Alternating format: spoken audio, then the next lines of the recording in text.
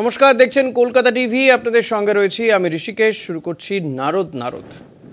বাংলা ভাষা নিয়ে তৃণমূল কাউন্সিলরের নিশানায় বিজেপি সাংসদ। কুকথায় আক্রমণ বিজেপি সাংসদকে। নদিয়ার হরিণঘাটার বড়জাগুলি মোড়ে তৃণমূলের সভায় এমন কুকথা কাউন্সিলরের মুখে। কাউন্সিলর মানিক মজুমদারের কথার দায় নেয়নি তাঁর দল। দেখুন, এইভাবে শাসন চালিয়ে বাঙালিকে দমন করা যাবে না। আজকে আমরা জন্ম থেকেই প্রথম মা বলতে শিখি, বাংলা ভাষাতে কথা বলতে শিখি, বাংলা ভাষাতেই আমাদের পরিচয় আমরা দিই। সেই জায়গায় আমাদের এই বাংলা ভাষাকে নিয়ে নিন্দা করছে বিজেপি সরকার। সেই সওয়াল করতে গিয়ে কুকথা তৃণমূল কাউন্সিলরের মুখে। বিজেপির কোন কি বলে এমপি বলেছে বাংলা ভাষা নাকি একটা ভাষা নয়, তাহলে তাকে বলতে হয় একদম খাস কথায়, তোমার মতন আর নেই। নিশানায় বিজেপির সাংসদ। ভাইরাল ভিডিও ঘিরে প্রবল রাজনৈতিক তরজা। কলকাতার মেয়র রোডে ভাষা আন্দোলনের মঞ্চ খুলে দেওয়ার প্রতিবাদে সারা রাজ্য জুড়ে প্রতিবাদ সভা আয়োজন করেছে তৃণমূল কংগ্রেস। হরিণঘাটা শহরের বড়জাগলি মোড়ে অনুষ্ঠিত হয় এমনই এক সভা। সেখানে দলের তরফ থেকে বক্তব্য রাখতে ওঠেন হরিণঘাটা পুরসভার কাউন্সিলর মানিক মজুমদার। নিজের বক্তব্যে তিনি বাংলা ভাষার পক্ষে বিভিন্ন কথা বলেন, কিন্তু বিজেপির এক সাংসদকে কুকথায় সম্বোধন করেন। বিজেপির কোন কি বলে এমপি বলেছে বাংলা ভাষা নাকি একটা ভাষা নয়, তাহলে তাকে বলতে হয় একদম খাস কথায়, তোমার মতন আর নেই। তুমি জানো না ভারতবর্ষে কতগুলো ভাষা আছে, তোমাকে শিখতে হবে, পশ্চিমবঙ্গে আসতে হবে। সাম্প্রতিকে বাংলা ভাষা নিয়ে প্রবল বিতর্ক ঘনিয়ে উঠেছে।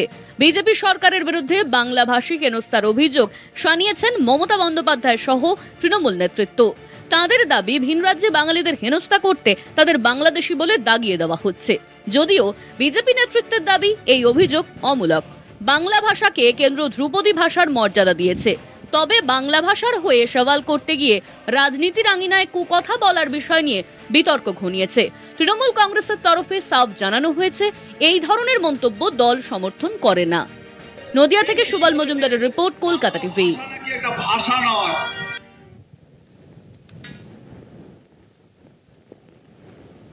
আজ এই বিষয় নিয়েই আমরা আলোচনা করব। একদিকে যখন তৃণমূল কংগ্রেস তারা বলছেন যে বিভিন্ন রাজ্যে বাংলা ভাষা এবং বাঙালি আক্রান্ত হচ্ছে, সেই নিয়ে যে সভা এবং সেই সভাতেই তৃণমূল কাউন্সিলরের মুখে যে ভাষা, সেই ভাষা নিয়ে সমালোচনা শুরু হয়েছে।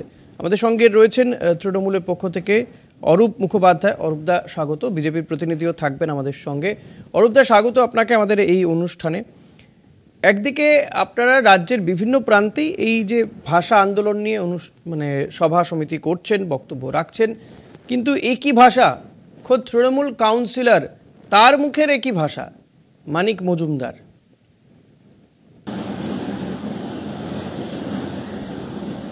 হ্যালো হ্যালো শুনতে পাচ্ছেন অরূপদা? হ্যালো, আমি শুনতে পাচ্ছি। হ্যাঁ শুনতে পাচ্ছি, বলুন বলুন বলুন। শুনতে পেলেন? হ্যালো, হ্যাঁ শুনতে পাচ্ছি। আপনারা শুনতে পাচ্ছি। হ্যাঁ আপনারা যখন বলছেন না, আমি আমার প্রশ্নটা শুনতে পেলেন কি? দেশের বিভিন্ন জায়গাতে যখন বাংলা ভাষা বাঙালি আক্রান্ত হচ্ছে, তখন আপনারা এর প্রতিবাদ করছেন, বিভিন্ন জায়গাতে সভা সমিতি করেছেন, কিন্তু সেখানে বক্তব্য রাখতে গিয়ে তৃণমূল কাউন্সিলর মানিক মজুমদারের মুখে একই ভাষা। একটা ভাষা আন্দোলন করতে গিয়ে কুকথা বলতে হবে? আমি আপনাকে খুব পরিষ্কার বলি, না না না, একদমই না। আমি আপনার মতকে সমর্থন করি, যেটা হচ্ছে পরিষ্কার, এবং দল এটা অনুমোদন করে না।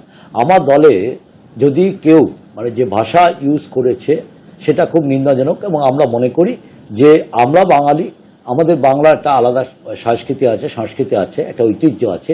সেখানে দাঁড়িয়ে আমাদের কোনো জায়গাতেই কোনো অবস্থাতে কোনো ভাষা কারণ আমরা মনে করি যে সাংসদ হোক, বিধায়ক হোক, তিনিও একজন নির্বাচিত প্রতিনিধি, যে পার্টিরই হোক না কেন, মুখ্যমন্ত্রী হোক, প্রধানমন্ত্রী হোক, যেই হোক না কেন, আমার বক্তব্য তারা নির্বাচিত প্রতিনিধি। পাশাপাশি এটা মাথায় রেখে মানুষের গণতান্ত্রিক রায়ে নির্বাচিত হয়েছেন তারা। তো সেই জায়গায় দাঁড়িয়ে আমরা রাজনৈতিক লড়াই করব, রাজনৈতিক বিরোধিতা করব, রাজনৈতিকভাবে কোনো নীতি নিয়ে বিরোধিতা করব, তার মানে এটা নয় যে কারো নীতি বিরোধিতা করতে গিয়ে তাকে আমাদের কুকথা বলতে হবে। এটা আমি বিশ্বাস করি না, এবং এটা দল অনুমোদন করছে না। কিন্তু আমরা দেখুন, আমরা যেমন এটা অনুমোদন করছি না, আমরা দান্তহীন ভাষায় বলতে পারছি, পাশাপাশি আমরা এইরকম ভাষা এই যে ভাষার মানে কুরুচিকর ভাষা, এই ভাষা বাংলায় কারা নিয়ে এলো? এই ভাষা কিন্তু বাংলায় নিয়ে এসছে ভারতীয় জনতা পার্টি। কারণ আমরা এর আগে শুনেছি বাংলার মুখ্যমন্ত্রী মমতা বন্দ্যোপাধ্যায়কে নানাভাবে, আরেকজন মহিলা, তাকে নানাভাবে নোংরা কথা বলা হয়েছে, নোংরা ভাষা ব্যবহার করা হয়েছে তাকে নিয়ে। অভিষেক বন্দ্যোপাধ্যায়কে তাকেও নানাভাবে মানে বাজে বাজে শব্দ, মানে বাংলা শব্দে মানে যেগুলো উচ্চারণ করা যায় সেই শব্দ উচ্চারণ করেছে এই বিজেপি সাংসদ, বিজেপির এমএলএ এমপি এবং বর্তমান বিজেপি বিরোধী দল নেতা, বিধানসভার যিনি বিরোধী দল নেতা, তিনি অনেক ভাষা বলেছেন যা আমরা সোশ্যাল মিডিয়া খুলে দেখতে পাই। আবার এটা বিজেপি কে কি বলেছে সেটা দিয়ে জাস্টিফাই করছেন না। জাস্টিফাই কেন করছি আমার কথা শুনতে হবে। সেটা হচ্ছে যে আমরা একটা কথা বলছি, আমরা বৈধতা দিই না, আমরা মান্যতা দিই না যে ভাষা হরিঙ্গাটা মিউনিসিপ্যালিটি কাউন্সিলর বলেছে সেটাকে দল কোনো সময় অনুমোদন করে না।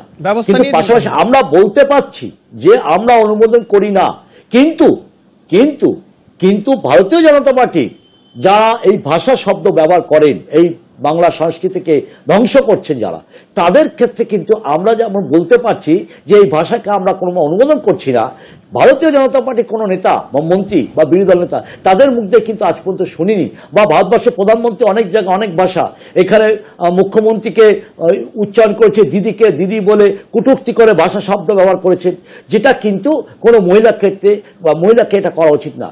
তারা ভারতীয় জনতা পার্টি এটাকে অনুমোদন করে, আমরা অনুমোদন করি না, এটাই আমার বোঝানো আপনাকে, আর কিছু নয়। যে আমি বিজেপি বলছি সেটাকে কনভার্ট করছি না। এই কুকথা সত্যি কথাই বলতে গেলে যে পশ্চিমবঙ্গের রাজনীতিতে এই কুকথা নতুন নয় বা এই প্রথম নয়, কিন্তু থামছে না কেন?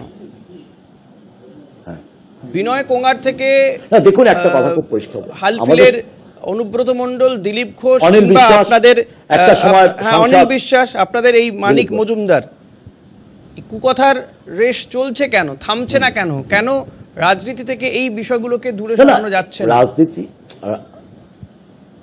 প্রশ্ন হচ্ছে আমরা যেটা বলি বারবার, আমরা দেখুন বাংলা ভাষা নিয়ে আমরা আন্দোলন করছি, সারা ভারতবর্ষে বাংলা ভাষাকে আক্রমণ করা হচ্ছে।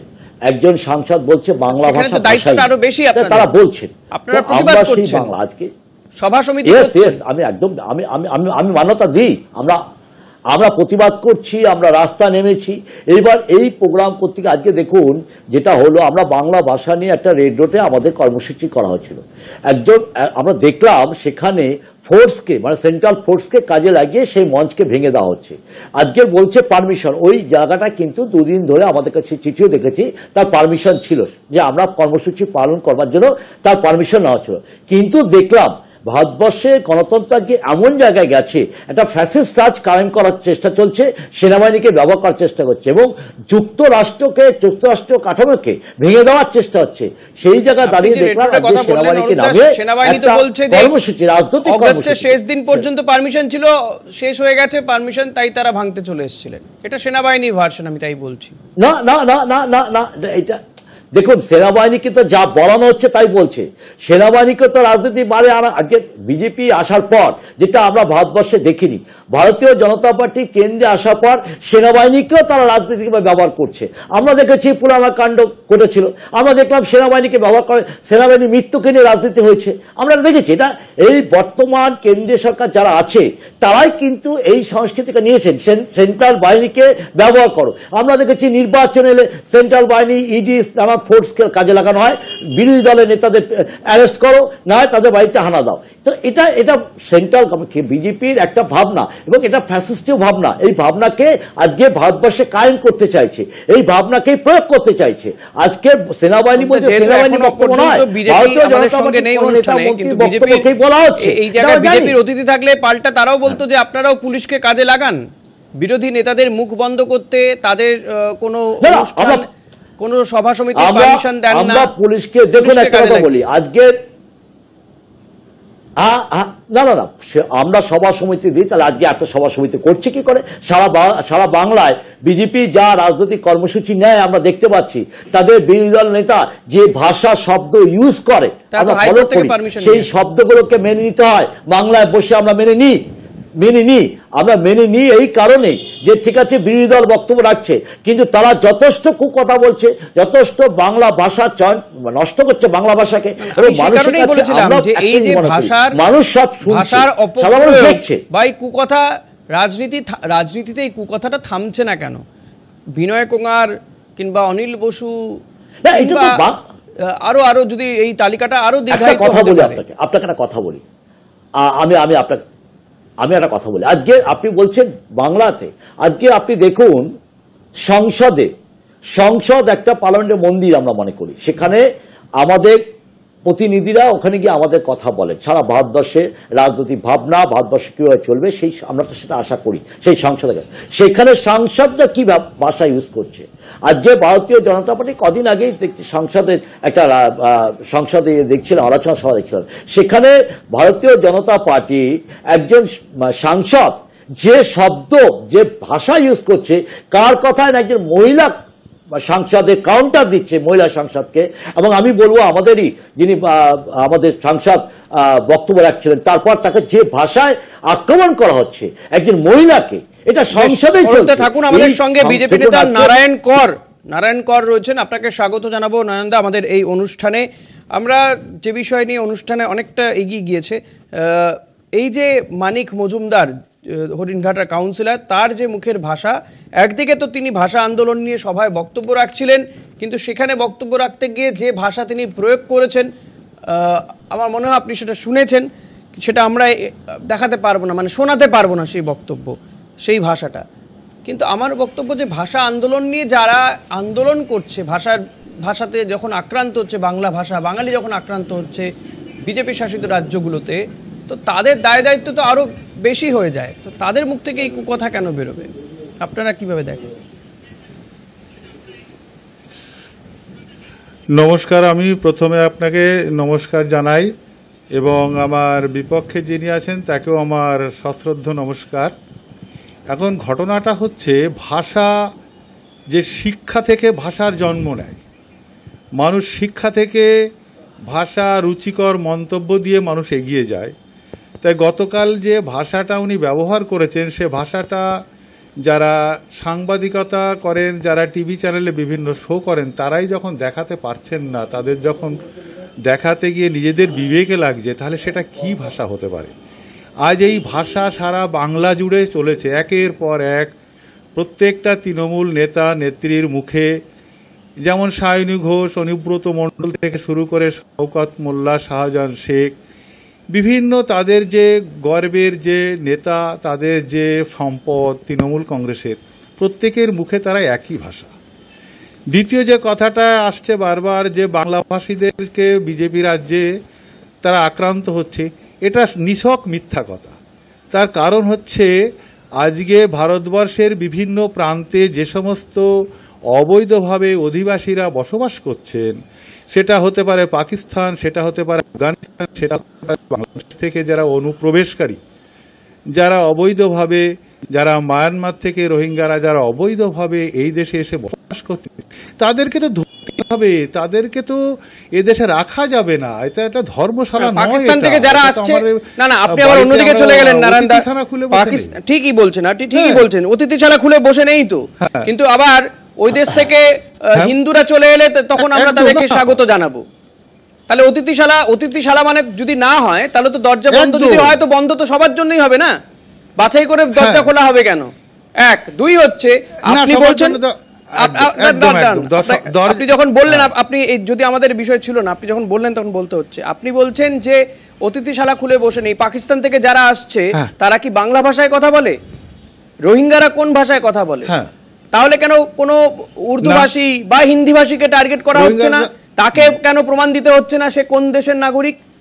তাকে কেন হ্যারাস করা হচ্ছে না? কোথাও শুনেছেন যে এরকম হিন্দি ভাষী কাউকে বাছাই করে করে আটক করে রেখেছে কোনো রাজ্যে, বা আমাদের রাজ্যেই, বা আমি যদি ধরি, বা আসামে বা ত্রিপুরাতে? ঠিক, এবার হয়নি তো।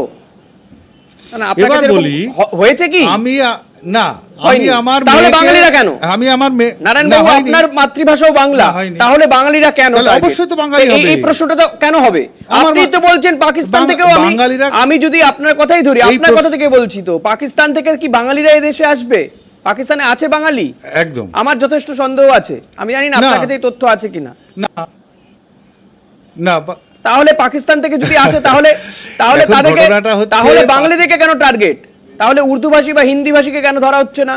এই যে আমরা দেখলাম যে হামলার ঘটনা ঘটলো, যেখানে 26 জন পর্যটকের মৃত্যু হলো, তারপরে তদন্ত করতে গিয়ে একের পর এক অবাঙালি এদেশে বসবাসকারী ইউটিউবার থেকে শুরু করে নানান মানুষকে গ্রেপ্তার করা হয়েছে। তাদের ভাষা কারো বাংলা ছিল না দাদা। তবে এই হিন্দি ভাষীদেরকে কেন সন্দেহ করা হচ্ছে না? কেন শুধুমাত্র বাংলা ভাষীদেরকেই সন্দেহ করা হবে? সুন্দর প্রশ্ন। তাহলে এবার প্রথমে বলি যে আমি আমার বাড়িতে কাকে আশ্রয় দেব, কে এসে থাকবে? আমার মেয়েকে আমি বিবাহ দিয়েছি। বিবাহ দেওয়ার পর আমার মেয়ে জামাই আমার বাড়িতে আসবে, আমার মেয়ে জামাই আমার বাড়িতে থাকবে। আমার ছেলেকে বিবাহ দিয়েছি, আমার বৌমা আসবে, সারা জীবন আমার বাড়িতে থাকবে। এটা হচ্ছে আমাদের মাদারল্যান্ড। 1950 সালে নেহেরু লিয়াকত চুক্তির মাধ্যমে যে চুক্তি স্বাক্ষরিত হয়েছিল, যে যারা সম্পূর্ণভাবে আসতে পারেনি বাংলা বা ভারতবর্ষ ভাগ হওয়ার পর, যারা ওদেশে যে সমস্ত হিন্দুরা থেকে গিয়েছে, তারা যখন মনে করবে, যখন সুস্থ পরিবেশ তৈরি হবে, যখন তারা ইচ্ছা করবে যে না আমরা এবার আস্তে আস্তে ভারতবর্ষে যাই, ভারতবর্ষ হচ্ছে আমাদের হিন্দুস্থান, ভারতবর্ষ হচ্ছে আমাদের মাতৃভূমি, ভারতবর্ষ আমাদের থাকার জায়গা, তারা যখন খুশি তখন তারা এদেশে আসবে, তারা এদেশে থাকবে, এদেশে বসবাস করবে। এটাই হচ্ছে আমার ঐতিহাসিক সিদ্ধান্ত, যেটা দিল্লি চুক্তি নামে পরিচিত। এবার আপনি যদি বলেন যে বাংলা ভাষীদেরকে কেন বাইরের দেশে বা বাইরের রাজ্যে গেলে, এটা কবে চুক্তি? এটা চুক্তি কবে? হিন্দু যারা বাংলাদেশে রয়েছে এবং হিন্দু পপুলেশনে বাংলাদেশ হচ্ছে তৃতীয়। 1950 সালে তাদের ভাষাটাও বাংলা, লিয়াকত চুক্তি স্বর্ণাক্ষরে লেখা রয়েছে। আবার 50 সালে এটা কবে হয়েছে? আরে 50 সালে কোন জায়গায় লেখা আছে? তারাও বাংলা ভাষায় কথা বলেন।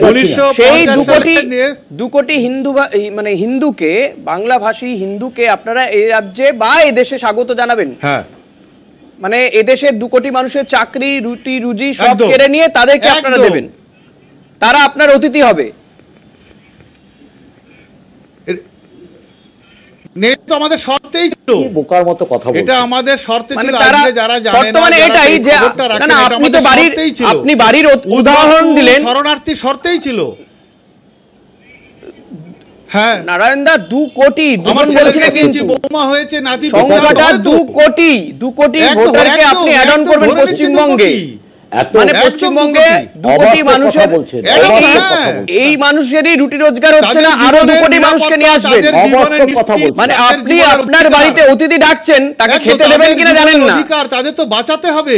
বাঁচাবেন কি করে? আপনি তো যারা রয়েছে তাদেরকেই বাঁচাতে পারছেন না। তারাই খাবে, কালকে কি খাবে, তাদের চাকরি কি আছে কেউ জানে না, চাকরি আছে কি নেই জানেন। আপনি আবার আরো 2 কোটি লোককে নিয়ে আসবেন, তাদের চাকরি কি করে হবে, তারা কি খাবে? তার মানে তো আপনি যেই 4টে রুটি দিচ্ছিলেন, আপনি যে 4টে রুটি আপনার একজন অতিথিকে দিচ্ছিলেন, আপনি 400 জন অতিথিকে সেই 4টে রুটি দিতে পারবেন কি? ইজ ইট পসিবল অরূপ দা? সেটা কি সম্ভব কখনো? না, আপনি সেটাই করছেন। আপনি যেটা বলছেন এই অবাস্তব ইকুয়েশনই বলছেন, উনি যেটা বলছেন নারায়ণ দা, এই অবাস্তব ইকুয়েশনই বলছেন আপনি। একটু শুনতে হবে। এই অবাস্তব কথাগুলো বলে বলে আমি পাশের যুক্তি দিচ্ছি, অবাস্তব নয়। বাস্তবটার সঙ্গে যে হিন্দুরা ওখান থেকে আসবে, সেই পরিমাণ বাংলাদেশী রয়েছে, বাংলার অনুপ্রবেশ এবার যাবে হিন্দুরা এখানে। তাহলে যারা আসবে, বাংলাদেশ থেকে যারা আসবে, তাদেরকে আবার মহারাষ্ট্র পুলিশ, দিল্লি পুলিশ আবার অ্যারেস্ট করে পাঠাবে। বাংলাদেশ থেকে যারা আসবে, তাহলে ওরা বক্তব্য হচ্ছে ওরা আসবে আর পুলিশ অ্যারেস্ট করে পাঠাবে। তাই তো হচ্ছে বাংলা ভাষায় যারা কথা বলছে, শুনুন কথাটা শুনতে হবে। কথা শুনুন, আপনার কথা আমি শুনেছি, কিন্তু কথাটা শুনতে হবে। আপনার কথা শুনেছি নারায়ণ দা, চিল্লানো হবে না, কথাটা শুনতে হবে। একদম কথাটা শুনতে হবে। বক্তব্য হচ্ছে যে যারা বাঙালি আছে আজকে বাংলার বাইরে আজকে মহারাষ্ট্র, আজকে দিল্লি সব অ্যারেস্ট করা হচ্ছে বাংলা ভাষায় কথা বলে, তাদেরকে আবার বাংলাদেশে ফেরত পাঠানোর ব্যবস্থা হচ্ছে।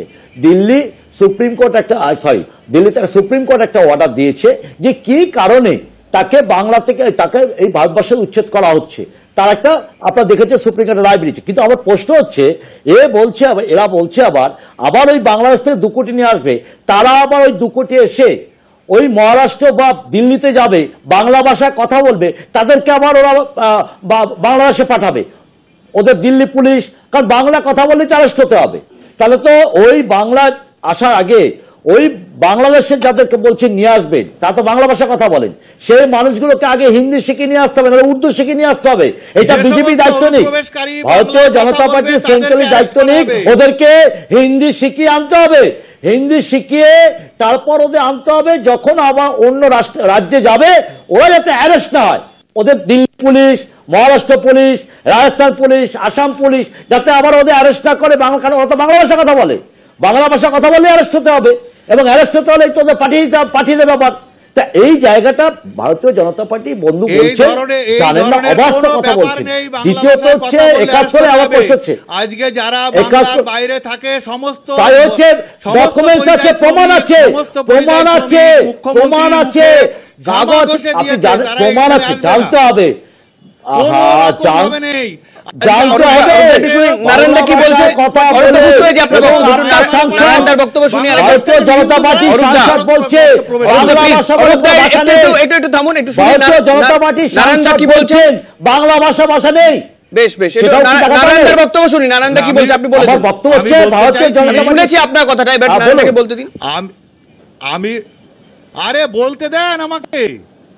আমি বলতে চাইছি যে বাংলাদেশ থেকে, মায়ানমার থেকে যে 2 কোটি অনুপ্রবেশকারী সংখ্যালঘু হিসাবে তারা আমাদের দেশে প্রবেশ করেছে, আমরা সেই 2 কোটি মানুষকে বাংলাদেশ এবং মায়ানমারে ফেরত পাঠাবো। তার পরিবর্তে আমরা বাংলাদেশে যে 2 কোটি শরণার্থী বা হিন্দু যারা ওখানে ধর্ম হচ্ছে, তাদের ঘর বাড়ি পুড়ছে, তাদের দোকান লুটপাট হচ্ছে, তখন আর আশ্রম থাকবে না, ওখানে মেয়ে বউ নিয়ে থাকা, তখন আর দেশটা আশ্রম থাকবে না, তাদেরকে আমরা এখানে আশ্রয় দেবো, আমরা এক্সচেঞ্জ করব। আমরা তাদেরকে অন্যদেরকে পুষবো কি জন্যে? যারা আমাদের দ্বিজাতি তত্ত্বে যারা খণ্ডিত হয়েছে, তারা তাদের বিষয়টা কি খেলনা বদল নাকি? তারা আবার নতুন করে আসবে কেন? এই খেলনা বদল নাকি নারায়ণদা? বিষয়টা এত সহজ না, কথা বলছেন, অবাস্তব কথা বলছেন। হয় কখনো, হয় কখনো আজকে কে করা হবে?